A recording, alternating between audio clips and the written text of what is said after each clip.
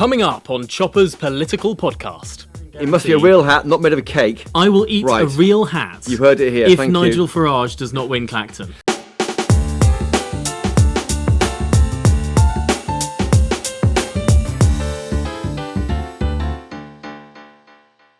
Welcome back to Chopper's Political Podcast. We're in week 5 of the 6-week general election campaign. In a week's time, we will know who will be the next Prime Minister of the United Kingdom. And if everything goes to plan, according to the polls, it'll be either Sir Keir Starmer or Rishi Sunak. But who are they and what do they stand for? What have we learned in the past 5 weeks? I've had a chance to interview both of them, and I'll be dissecting both leaders with Deputy Political Editor Tom Harwood. Tom, welcome to the podcast. Great to be here. Great to have you here. Let's start with Sir Keir Starmer. Why do you think Labour's winning? Because Keir Starmer is performing the Theresa May strategy. Now, this isn't, but better. This isn't the Theresa May in the general election in 2017 strategy. Okay. This is Theresa May in the leadership election within the Conservative Party in 2016. What did she do? Basically nothing. Basically nothing. And she allowed all of her other opponents to take each other out. Michael Gove took out Boris Johnson. Boris Johnson took out himself. And then Andrea Leadsom took out Michael Gove and then took out herself. And in much the same way, what we're seeing is the Conservatives having a circular firing squad on themselves, much the same with the SNP. Then Nigel Farage enters the fray and pushes polls to suggest that the Conservatives could get below 100 seats. I mean, Keir Starmer, without having to lift a finger, is having the luckiest general election campaign of the last 100 years. That's really, really astute, Tom. And also you're right, in the sense, to quote Theresa May, nothing has changed, in the sense that the polls haven't changed. I mean, what you want to do if you're the Prime Minister, you have the one bullet in your arsenal is when to have the election campaign. The polls haven't budged. Labour is still over 20 points ahead. Correct, absolutely. But there has been a budge. The Labour polls have started to droop, but they can thank their lucky stars for Nigel Farage, because in parallel, what we're seeing in the polling average is, yes, the Labour Party, which was polling in the mid-40s, is now polling in the high 30s very often. But in concert with that, in parallel, the Conservative vote has drooped. So this should have been the narrowing we always talked about. Exactly. When we've talked about previously off air, we've always talked about that they will come together. And in 97, you saw a rise in the Conservative vote and a fall in the Labour vote, going from a 20-point lead to ending up with a 12.5 point lead. But Reform UK has stopped that narrowing. But what Reform UK have done is started to what perhaps we would have expected to see, which was a Conservative incline in the vote, a Labour droop in the vote, and to be fair, there's been a Lib Dem incline in the vote as well, which might account for some of that Labour droop. But clearly this droop has now been in parallel, and in concert with that, we've seen Reform go from around 10, 11 points in the polls up to 15, 16 points in the polls. And in the very latest YouGov poll, just 1 point again away from the Conservatives, 18 and 19 apiece. Ironically, on the YouGov poll that's out today, Reform plus Conservative gets you to 38. And that's precisely the number that Labour is on. Exactly. I've often thought you add the two figures together, but you get to where the Labour is. I mean, why Reform exists is a different question for a different day, but they are a problem, an increasing problem.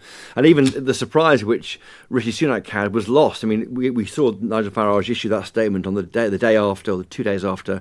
The day after, I think, the statement from Mr. Sunak saying he wouldn't stand. And then, of course, he was talked round, wasn't he? He said on a kind of Damascene conversion. And, of course, there is a counterfactual here where Nigel Farage does not run. And perhaps we don't see the narrowing that many people expected would happen. Perhaps the Conservative gaffes send the voters who are now going to Reform, perhaps they go to Keir Starmer's Labour Party. I mean, it's not a foregone conclusion that there has to be this sort of narrowing, and a lot of Reform voters would sort of laugh at the notion that they would vote Conservative under this leadership after the last 14 years.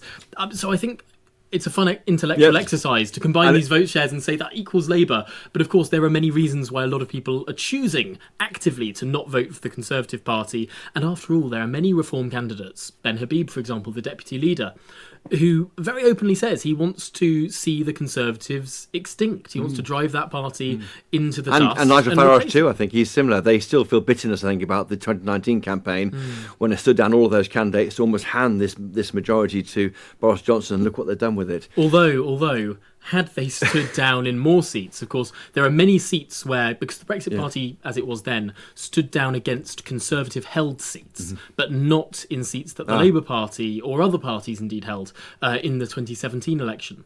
There are many seats, for example, Ed Miliband's seat in Doncaster, where the Brexit Party got a very high share of the vote, and that share was much, much, much, much, much larger than the gap between Conservative and Labour. It could have been that if the Brexit Party had stood down in more than just those Conservative seats that Theresa May managed to win, if it had stood down in all of the seats, Boris Johnson wouldn't have an 80-seat majority. He'd have a 3-digit majority, well into the hundreds. So they kept it now. They kept it smaller than it might have been. So still on Keir Starmer. So his Ming vast strategy, preserving this lead in the polls, has worked.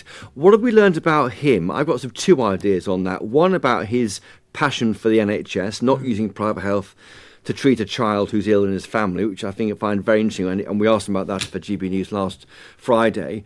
And this passion about his dad being a toolmaker, this when he gets very upset about it. What's your take on that? Well, I've been reading Tom Baldwin's excellent biography of Keir Starmer. Semi-authorised, lots of conversation. I mean, everything in that, Keir Starmer didn't have the final say over what went in the book, but he started the book. He started the book. It was going to be an autobiography, and he hired Tom Baldwin originally to help him out with that. And then he thought, you know what, I just don't have time. It's going to look self-indulgent, all the rest of it. So Tom Baldwin took on this project, but has talked to Keir Starmer, has had authorised access to Keir Starmer's family and friends, and a lot has gone into. I actually think the end of the book is a bit propagandist, really. I mean, Tom Baldwin, a former Labour advisor, was part of the People's Vote campaign for a second referendum, all the rest of it. But the first half of the book about Keir Starmer's early life, really incisive about who he is as a person, and his dad, what that complex relationship motivates with his him, dad, the very complicated relationship with his father, but also just how political he was at school. I mean, there's a lot in this book about the school reports that were written about Keir Starmer, saying, you know, this guy's a pretty radical debater. He's not gonna. He needs to be able to accept other people's point of views. On the campaign, what have we learned away from the book? On the campaign, I think some people say, well, you know, he's a bit kind of ideological if he won't even treat his own kids on the private, if you can afford to pay for it. But I think this is where perhaps we've been getting the mark of Keir Starmer wrong in the last couple of years. He's not a Corbynite, but he's not a Blairite either. And just because we're looking at a scale of victory akin to Tony Blair, we think this guy's sort of come from the same political pedigree as Tony Blair, who of course had a Tory councillor father and came from a different place ideologically, was very relaxed about markets being involved in government delivery, wanted the top rate of tax to stay at 40%. There was a big battle, and Tony Blair's spoken openly about this. Gordon Brown wanted to raise the top rate of tax. Tony Blair would never, ever let it go above 40p in the pound. Well, look where we are now. But so he's not Blair. He's not Blair. He's not Brown. He's much more Kinnock. He's much more John Smith. He's traditional soft left Labour territory. And he's got a past where he was perhaps a bit more to the left than he is now, but that doesn't mean that he's the centrist that the campaign is saying. And he's proud of his dad. You can imagine him growing up in Leeds University, then Oxford University, and then making his way through a profession at a QC, a KC, DPP, and always saying, well, my dad worked in a factory, and then looking at that reaction. And that's when, I think you saw that response, didn't he, in one of the TV debates. He got really cross, and we asked him again for GB News the following day about what was that about? When I asked the question, I was trying to get him to say, well, surely, you know, they're tired of the same script, Keir. It's a kind of knowing laugh. But no, he went completely the wrong way and said, I'm really upset about it, and here's why.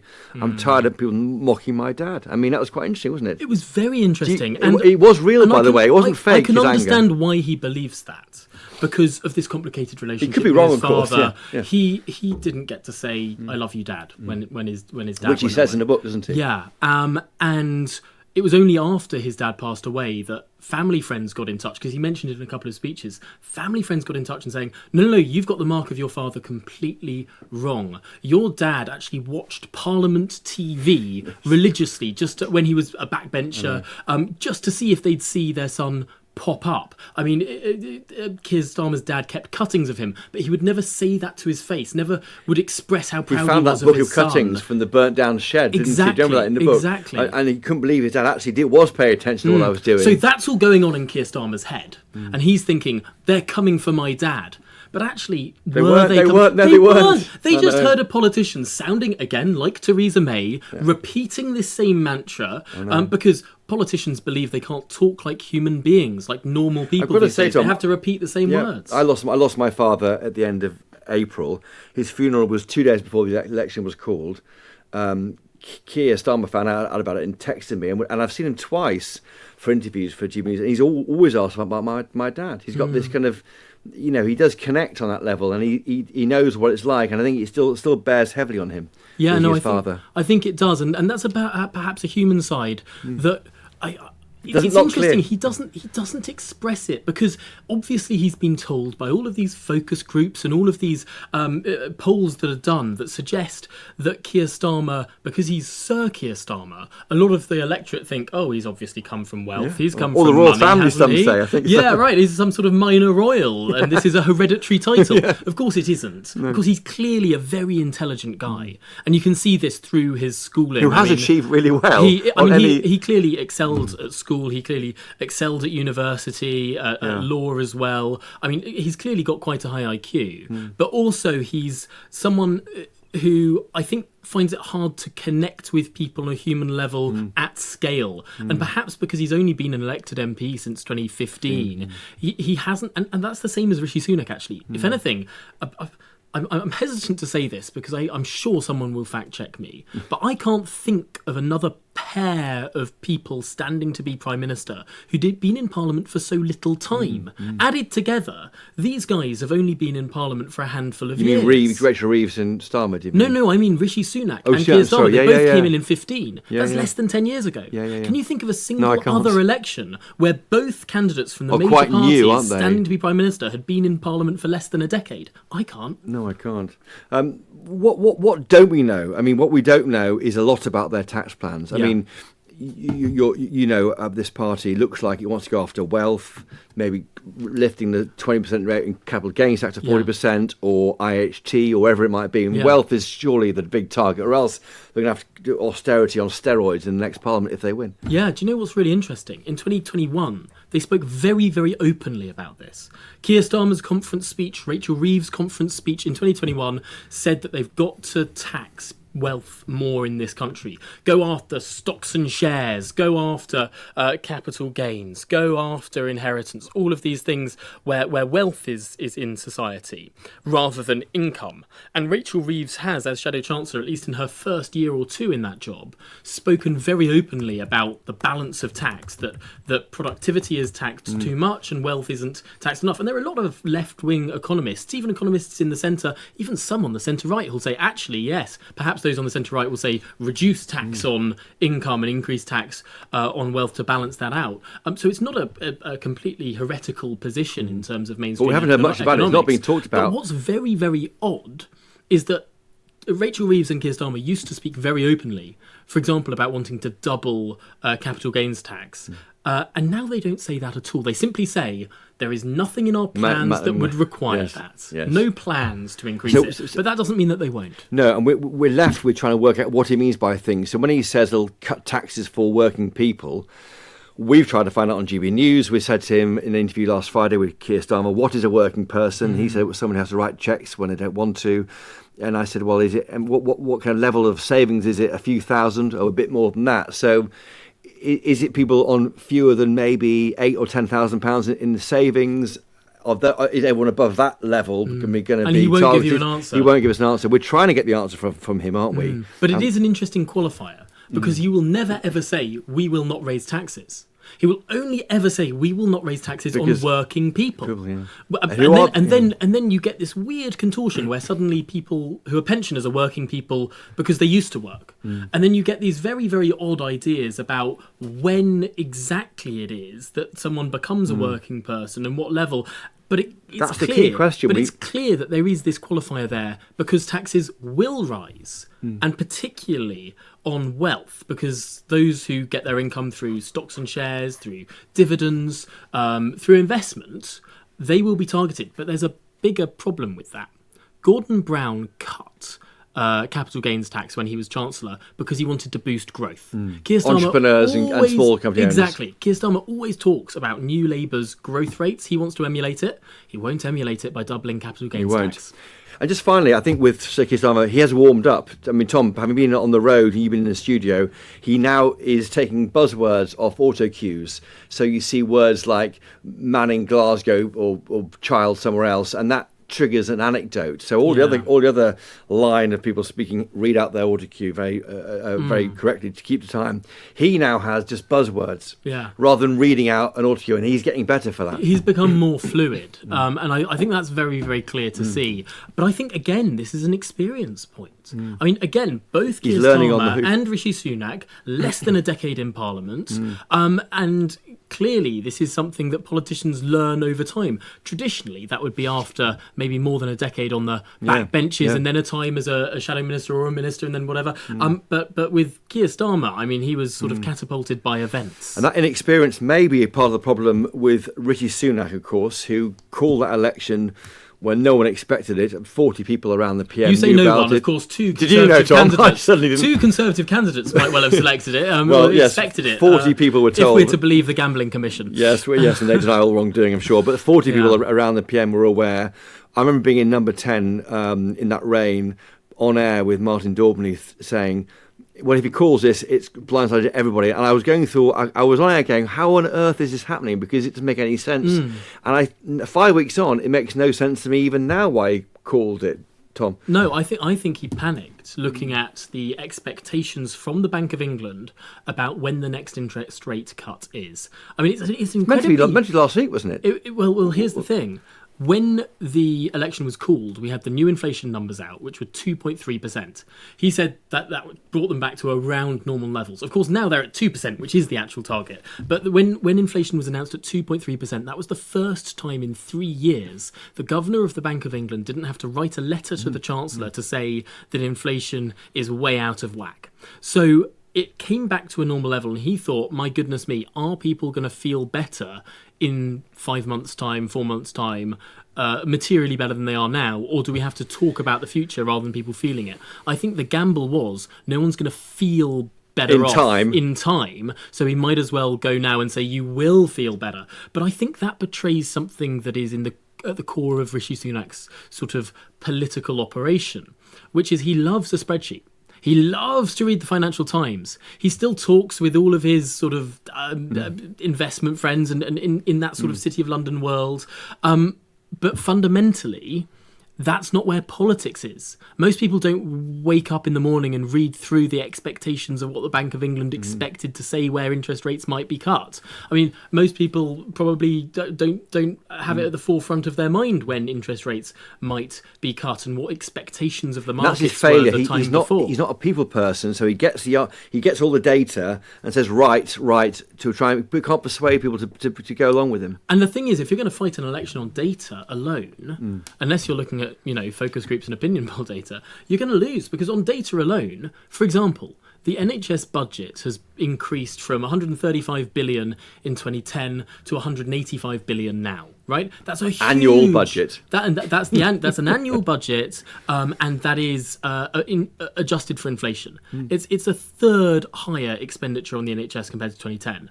Zero credit for it. Zero credit. But if you were to ask anyone in this country, do they believe those numbers? They'd say no. The NHS has been cut, hasn't it? Yeah, quite. And quite again, if you were to say, is it for our example, fault the media, their fault as government? Are waiting lists lower now than they were at the end of last year? Yes, they are. Do they feel like they're lower? No, they don't. And feeling is what matters so much more often in politics than the raw numbers. They've done their best to get it going. They've announced the National Service idea, which did spark debate in the first week. Spark debate, but perhaps debate in the wrong way. The guy who came up with this idea, Will Tanner, he's standing as a Conservative candidate in a relatively safe seat. And of course, he works in number 10, used to run the think tank Onward, this sort of Theresa Mayite centrist think tank.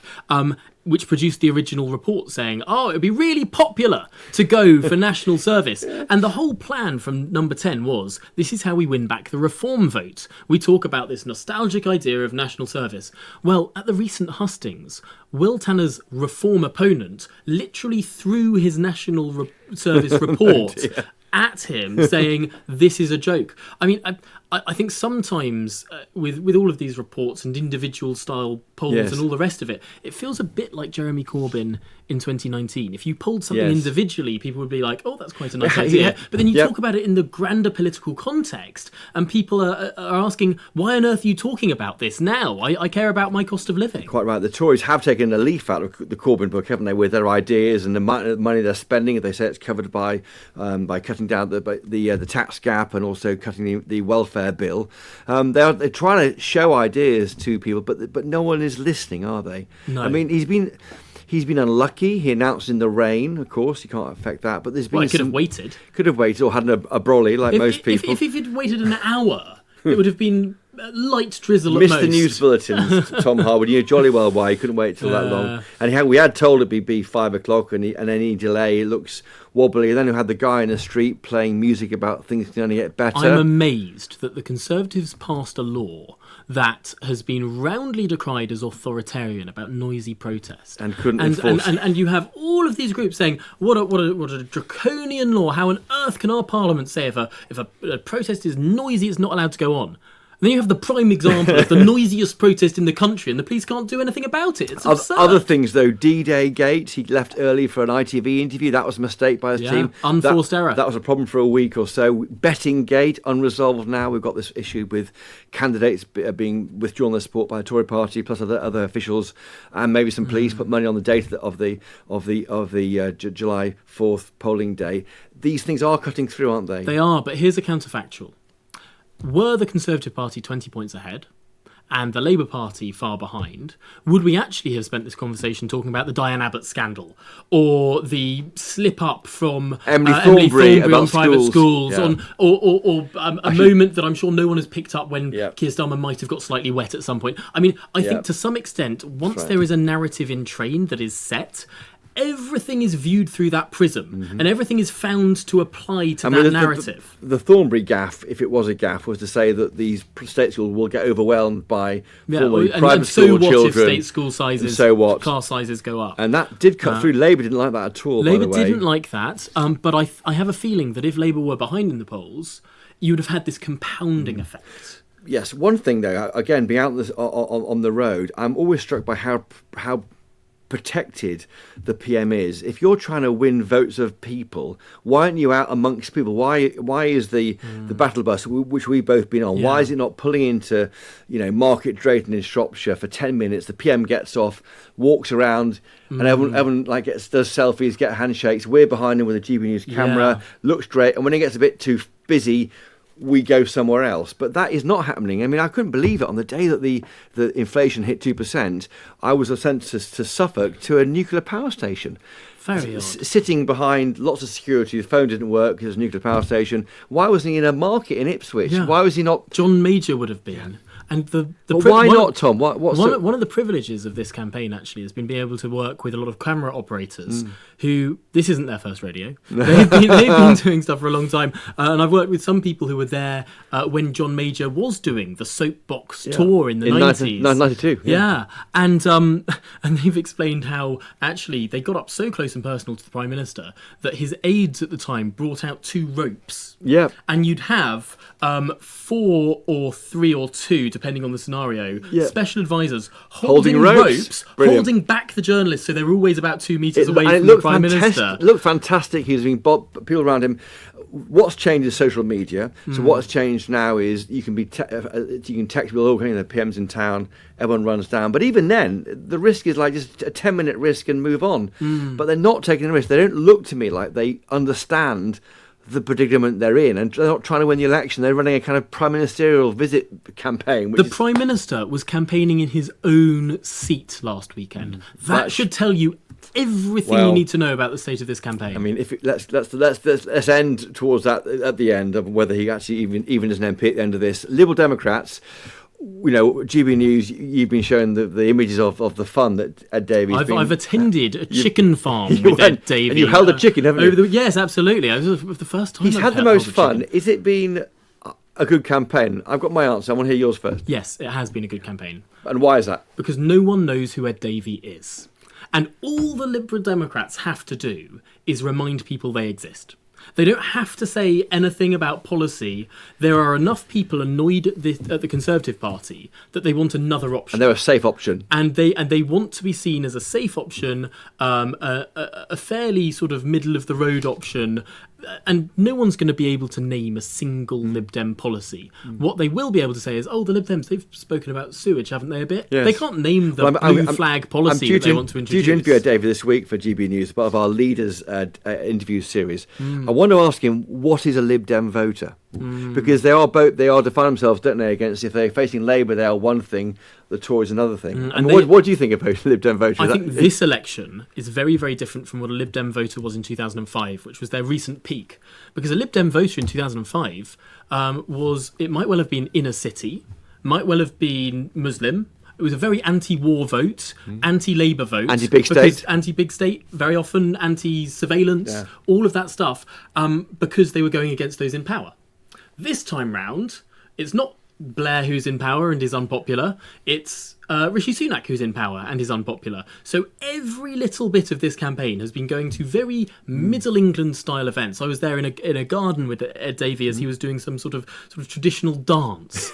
Going to a farm. We've seen him going paddleboarding in Lake Windermere. Yeah. I mean, all of these things that are a theme park. I mean, he's done. And a theme park as well, of course. Chester World of Adventures. Yeah, Thought Park. Yeah, in southeast. So he's not taking himself seriously. But he doesn't need to. Because most people don't know who he is. And what the strategy is just get the words Liberal Democrat said as many times as possible. And if someone sitting in Tunbridge Wells hasn't heard of the Liberal Democrats doing anything, they'll think, that party died a death in 2015 when Nick Clegg lost his seat and all the rest of it. Yeah. Whereas if they're talked about a lot and you see these stunts everywhere, your voter sitting in Tunbridge Wells goes, yeah, I'm a bit miffed with this government, actually. I'd never vote Labour. But I've heard of this. I've heard of these Lib Dems. And to your point, which is correct, is remember the 2019 election battle bus Joe Swinson for PM, I think, on the side of it. Britain's next Prime Minister. And he is not saying that. And in fact, he's not saying we're going to get into power. He's saying create local champions. Yeah. And I think that's quite effective, really, because it has worked on the issue. The sewage debate has been moved by Lib Dems and is hurting the Tory party in the southwest and south of England.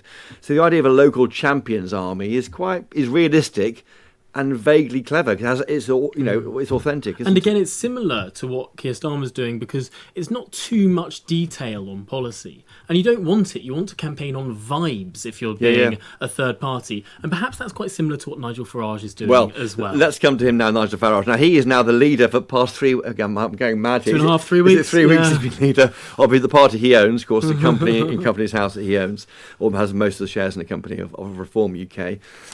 He has wrong-footed the Tory. I mean, initially he was all over the place, wasn't sure, I'll go to America, I can't fight here, I don't know where any voters live, the data issue is a problem still, but he just thought, I can't resist it because the reaction he's getting on the doorstep. Has he been right to stand, first of all? Correct to stand. Correct to stand. He's made himself relevant in a way that he was less relevant the further away Brexit went. He is the story of the campaign, Tom Harwood. But now suddenly he's slap bang in the centre of the conversation. All the time. And also has demonstrated for a third time in British politics his unique power. Now, for the first time, of course, that was the rise of UKIP, which no one saw coming. Which forced the Tory party. Forced the Tory party to have the referendum. But then the referendum happened and he sort of went away. He resigned. He didn't win his seat in the 2015 election. He was a sort of bit player for a year or two. And then, of course, the Tories fumbled Brexit. Theresa May tried to deliver a halfway house regulatory alignment model, fairly similar to actually what Keir Starmer might be delivering in the next couple of years. Looks like but outside the EU, but following their rules. obviously, many Brexiteers were not happy with that situation. Nigel Farage creates from scratch the Brexit Party and goes from 0 to 60 to win a national election within the space of weeks. 8 weeks. That was the Euro elections 2019. Twice. That was the 2019 European elections, driving the Tories down to single digits in the polls. And then he goes away and thinks, okay, job done, whatever. Okay. So he's just been able to repeat this trick. It's not a one-off. It's not a two-off. It's now arguably a three-off. You say he's powerful, but is he powerful? Because he still doesn't know where voters live. So the established parties know where their voters are. They go and get them out each time.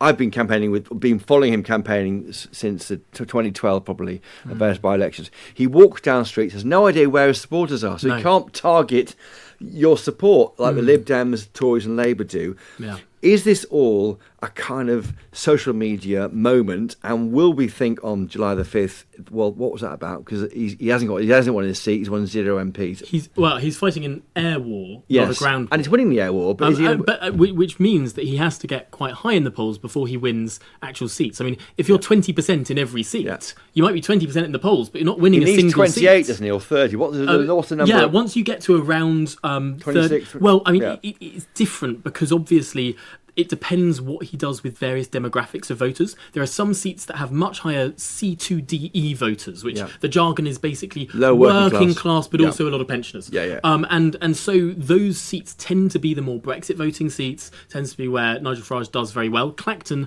has the highest proportion of those target voter types in the country, probably why he decided to stand there. And it's the seat that UKIP won in 2015. With Douglas Carswell. And in fact, Aaron Banks had polled it back in January and thought it would win. So some regional variation, but ultimately Nigel will be banking on fighting a air war. That's a messy strategy. Yep. The Lib Dems, on a much lower share of the vote, because they know where their voters are, they've done this hyper-local strategy, they will get many, many, many, many times more seats than Reform on a lower share of the vote. And Reform will have this messy strategy, not targeted at all, will pick up one definitely, maybe a handful. You think definitely? I think Clacton's certain. Will you eat your hat? We're not doing any bets in politics, Tom. I will eat my hat on election night. Take it from me here now. Cast iron guarantee. It must be a real hat, not made of a cake. I will eat a real hat. You heard it here. If Nigel Farage does not win Clacton. I've got to go. I'm on air in about 5 minutes of GB News. But quick, easy questions for you, Tom Harwood. And thank you for your brilliant analysis. It's been terrific to have you on this podcast. Who's going to win? Keir Starmer. Who's going to be second place? In vote share or in seats? Seats. I think just Conservatives. That's for now. But I mean, my goodness, I wouldn't be surprised. I'd be shocked, but I wouldn't be surprised, if that makes sense. Wow. If Ed Davey becomes the leader of the opposition. Goodness me!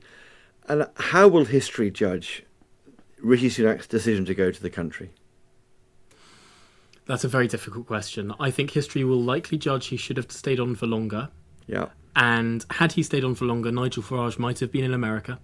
Yeah. Had he stayed on for longer, there might have been a couple of interest rate cuts. Had he stayed on for longer, he might have had at least 1 or 2 flights off to Rwanda. Had he stayed on for longer, he'd have a lot of answers to these questions. Yeah. And indeed, the waiting lists for the NHS would have been coming down for longer. Net migration would have fallen by September. I mean, who knows? Right. And I think the counterfactual is extraordinary, but clearly he wasn't enjoying the job. Maybe. Ed Davey as leader of the opposition. You heard it here first, listeners. Tom Harwood. It's not my central forecast. Our presenter and my colleague in our political team, the deputy political editor for GB News. It's been great to have you on the podcast. You've been fantastic and so knowledgeable, brilliant. Thank you for listening to Chopper's political podcast. I tweet at Christopher Hope on X, and you can email me, chopper@gbnews.uk. Tom is also available at gbnews.uk, and Tom tweets at tom@hfh. If you enjoyed this podcast, please do tell your friends. If you really enjoyed it, please do leave a 5-star rating and a review on Apple Podcasts and Spotify. It helps other people to find it. Thank you to the brilliant team of GB News colleagues behind this podcast: Mick Booker, Jeff Marsh, Rebecca Nunes and George McMillan. Most importantly of all, thank you to you for listening. If you want more Chopper in your life, and frankly, Tom does, and who doesn't, please catch me weekly on GB News, on political news, whenever it comes up, and midday on Wednesdays when Parliament is sitting with Tom, who presents Good Morning Britain weekly, and at midday on Wednesdays, I present PMQs Live when Parliament is sitting. Keep up to date with all your best political reporting from me and Tom, and Olivia and Catherine, and all the colleagues here at GB News and on our website, gbnews.com. Until next time, though, cheerio.